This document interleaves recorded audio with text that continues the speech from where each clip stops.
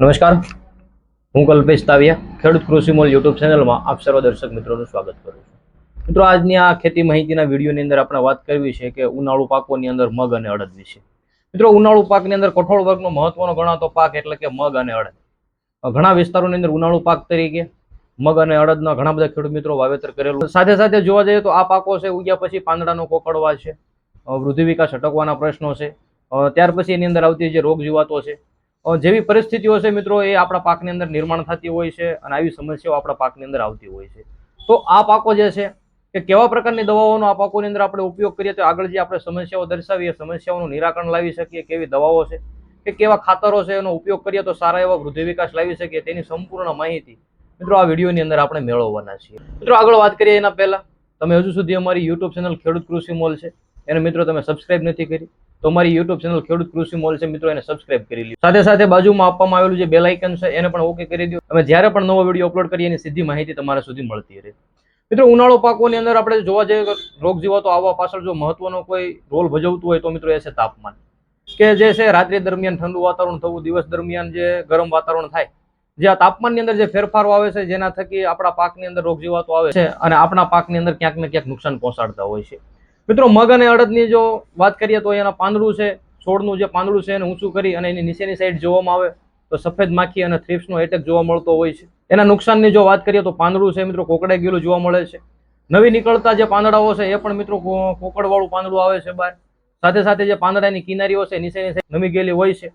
મિત્રો, આવા પ્રકારના નુકસાનો મિત્રો મગ અને અડદની અંદર જોવા મળતા હોય છે. મિત્રો, આ જીવાતો છે એના નિયંત્રણની જો આપણે વાત કરીએ તો બજારની અંદર મળતું જે નીમ ઓઇલ છે એટલે કે એઝાડિરેક્ટિન છે 1500 ppm 50 ml પ્રતિ પંપની અંદર રાખી અને જો છંટકાવ કરવામાં આવે તો પણ ખૂબ સારા રિઝલ્ટો મળતા હોય છે. ત્યાર પછી જે રાસાયણિક નિયંત્રણની જો આપણે વાત કરીએ તો સફેદ માખીનો એટેક જો તમારા મગ અને અડદના પાકની અંદર હોય તો આવા સમયે એસિટામિપ્રાઇડ આવે 10 થી 12 ગ્રામ પ્રતિ પંપની અંદર રાખી તો મિત્રો તમે છંટકાવ કરી શકો છો. ત્યાર પછી થ્રિપ્સ અને સફેદ માખીનો જો વધારે પ્રમાણની અંદર એટેક હોય તો બંનેના નિયંત્રણ માટે આપણે શું કરવું તો એની વાત કરીએ તો ફિપ્રોનિલ 40% અને ઇમિડાક્લોપ્રિડ જે 40% આવે છે બજારની અંદર મળે છે. ઘણી બધી સારી કંપનીઓ અલગ અલગ નામોથી બજારની અંદર વેચે છે.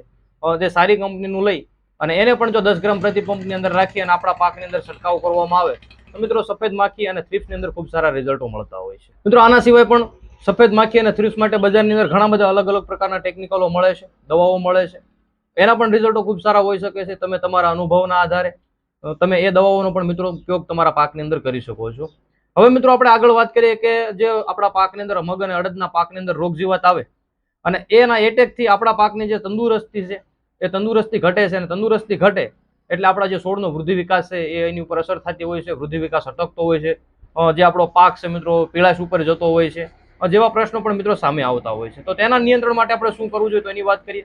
મિત્રો, આપણો મગ અને અડદનો પાક છે શરૂઆતની અવસ્થાની અંદર બજારની અંદર મળતું વોટર સોલ્યુબલ સારી કંપનીનું લઈ એટલે કે 19-19-19 આવે છે એને પંપની અંદર 80 થી 100 ગ્રામ રાખી છંટકાવ કરવામાં આવે તો પણ મિત્રો ખૂબ સારા રિઝલ્ટો મળતા હોય છે. આગળ વાત કરીએ કે કોઈ સારી કંપનીનું મિક્સ માઇક્રોન્યુટ્રન્સ આવે છે તેને પણ મિત્રો તમે તમારા પાકની અંદર અટકેલા વૃદ્ધિ વિકાસ માટે તમે એનો પણ ઉપયોગ કરી શકો છો. મિત્રો, આ હતી આપણે જે છંટકાવ વિશેની વાત કરી. ત્યાર પછી જો પિયત આપવાના હોય તો પિયતની અંદર આપણે શું કરવું જોઈએ એની વાત કરીએ તો પિયતની અંદર આપણે જે પોટેશિયમ હ્યુમેટ 98% આવે છે મિત્રો એને પણ પ્રતિ એકર 1 કિલો પાકની અંદર જો પિયતની અંદર આપવામાં આવે તો પણ ખૂબ સારા રિઝલ્ટો મળે છે. પરંતુ મિત્રો, ખાસ ખેડૂત મિત્રો ધ્યાન એટલું રાખવાનું છે કે કોઈ સારી કંપની જે સ્ટાન્ડર્ડ કંપની છે એનું જ આપણે વોટર સોલ્યુબલ ગ્રેડ છે કે આ પોટેશિયમ હ્યુમેટ છે મિત્રો ખરીદવાનો આગ્રહ રાખવાનો. ત્યાર પછી આપણે આગળ વાત કરીએ કે આપણો જે મગ અને અડદનો જે પાક છે એ આપણો પાક છે 35 થી 40 દિવસની આજુબાજુનો હોય. મિત્રો, આવા સમયે આપણા પાકને એટલે કે મગ અને અડદના પાકને વધારે ડાળીઓ ફોડવા માટે, સારું ફ્લાવરિંગ લાવવા માટે બજારની અંદર મળતું જે વોટર સોલ્યુબલ ગ્રેડ છે એટલે કે 1261 આવે છે પણ પંપની અંદર 80 થી 100 ગ્રામ રાખી અને જો આપણા પાકની અંદર છંટકાવ કરવામાં આવે તો ખૂબ સારા રિઝલ્ટો મળે છે, ડાળીઓની સંખ્યા વધે છે. સાથે સાથે આ સમયે ફ્લાવરિંગનો સ્ટેજ હોય છે એટલે ફ્લાવરિંગની અંદર પણ મિત્રો સારો એવો સુધારો આવે છે.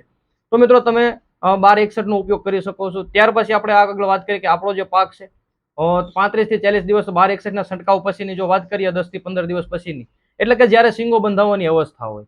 મિત્રો, આ જે શીંગો બંધાવવાની અવસ્થા હોય ત્યારે પણ મિત્રો જ્યારે બજારની અંદર મળતું વોટર સોલ્યુબલ ગ્રેડ છે 05234 આવે છે એને 80 થી 100 ગ્રામ રાખી અને જો પાકની અંદર છંટકાવ કરવામાં આવે શીંગો બંધાવવાનું અનુકૂળ વાતાવરણ ઊભું થાય છે અને શીંગોની અંદર જે દાણાઓ બંધાય છે દાણાઓ પણ ભરાવદાર મજબૂત થાય છે. મિત્રો, વધારે સારું રિઝલ્ટ લેવું હોય તો આપણે જ્યારે પણ 05234 નો છંટકાવ કરીએ છીએ તેની અંદર આપણે લિક્વિડમાં જે 10% બોરોન આવે છે એને 20 ml પ્રતિ પંપની અંદર રાખીને જો છંટકાવ કરવામાં આવે 05234 અને બોરોન તો મિત્રો ખૂબ સારા રિઝલ્ટો મળતા હોય છે અને ઘણા બધા ખેડૂત મિત્રો આ પ્રકારની ટ્રીટમેન્ટ આપી અને સારા એવા રિઝલ્ટ પણ મેળવે છે. મિત્રો આપણે જે આગળ વાત કરીએ એ પ્રમાણે કે વોટર સોલ્યુબલ ગ્રેડ છે એની સાથે ક્યારે પણ આપણે મિત્રો ફૂગનાશકનો ઉપયોગ નથી કરવાનો. ત્યાર પછી આપણે આગળ વાત કરીએ જંતુનાશક દવાઓ છે એની સાથે મિત્રો વોટર સોલ્યુબલ ગ્રેડનો આપણે ઉપયોગ કરી શકીએ છીએ.